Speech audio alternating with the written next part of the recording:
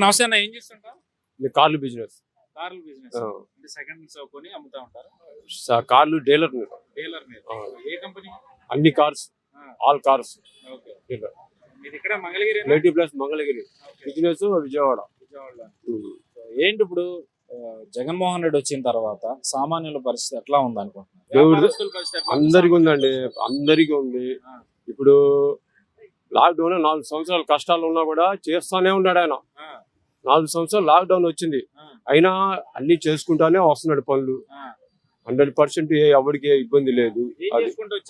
ఏం చేసుకుంటే అమ్మబడి ఇచ్చాడు, లాక్డౌన్ లో అది వాడుకున్నారు పిల్లలు. ఇంట్లో వాళ్ళకి తర్వాత లేదు పింఛన్లు వచ్చి ఇళ్ళకి తెచ్చిస్తున్నారు. ముసలి ఇబ్బంది పడ్డారు. బాబు అక్కడ వదిలిపెట్టి ఇక్కడ వదిలి అట్ట కాకుండా ఇంటికి తీసుకొచ్చి ఇస్తున్నారు డబ్బులు. తర్వాత 50 సంవత్సరాల లోపల 18,000 40,000 ఇచ్చాడు. ఇట్లా అన్ని ఏదో ఒకటి చేస్తానే ఉన్నాడు. అది విషయం. దేవుడిదే బాగుంది. అభివృద్ధి ఏం లేదు. ఈసారి ప్రభుత్వం వస్తే ఇంకా బాగుంటది. అంటే ఇప్పుడు ఏం జరిగింది అంటారు అభివృద్ధి 5 ఏళ్లలో? మీరు అన్న కరోనా 2 ఏళ్ళు తీసేసిన కరోనా 3 సంవత్సరాలు. 3 సంవత్సరాలు ఎక్కడ? 3 సంవత్సరాలు వేసుకోండి.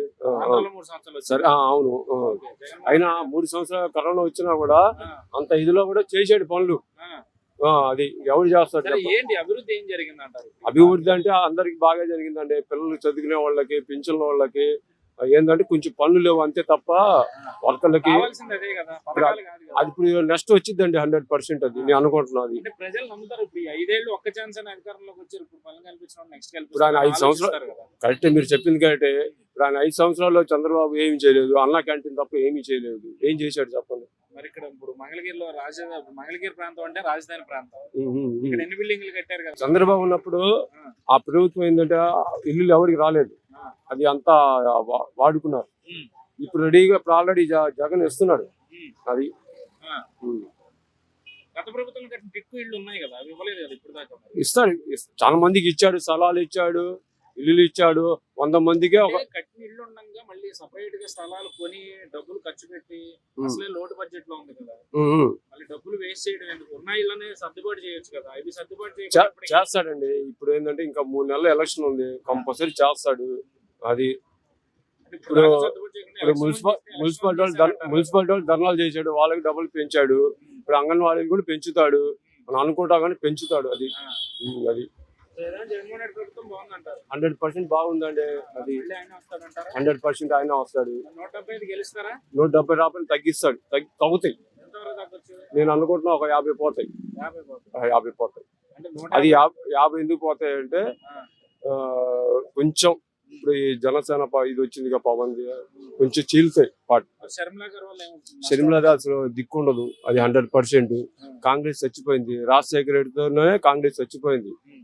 అది ఇంకా అనవసరం. అది ఆమె ఏదో రావటం తప్ప ఏముండదు అక్కడ. అది అవన్నీ వేస్ట్. అవన్నీ కేంద్ర ఎక్కడో హైదరాబాద్ లో వచ్చింది, తెలంగాణలో వచ్చిందని కాదు, ఇక్కడ లేదండి ఆంధ్రాలో. అది ఇప్పుడు షర్మిలా ఏదో చేద్దాం అనుకుంటది, అది ఏం అవ్వదు, అనవసరం. అది ఏది వచ్చింది అంటారా? వైసీపీ వచ్చింది. 100% వస్తాడు. ఆయన ఇక్కడ మనిషి కాదు కండి. ఈయన ఇప్పుడు అందుబాటులో ఉండే మనిషి. ఇప్పుడు ఎవరైనా అందుబాటులో మనిషిని చూసుకుంటారు. పార్టీ చూడరు, మనిషిని చూసుకుంటాడు. అందుబాటులో మనం పనులు చేయాలి, చేస్తాడా చూసుకుంటారు. అది విషయం. ఆయన ఏం చేశాడు కానీ ఇప్పుడు మటుకు చేస్తాడండి. వైసీపీ టీడీపీ మటుకు చేయలేదు. వైసీపీలో ఉన్నప్పుడు దిగాడు, చేస్తాడు. వైసీపీ తరఫున దాదాపు 2 తరాల నుంచి ఏదైతే 2 దఫాల నుంచి కూడా ఎమ్మెల్యే ఆర్కే గారు ఇక్కడ గెలుస్తూ వచ్చారు. ఆర్కే గారు మరి కాంగ్రెస్ లో వెళ్ళిపోయారు.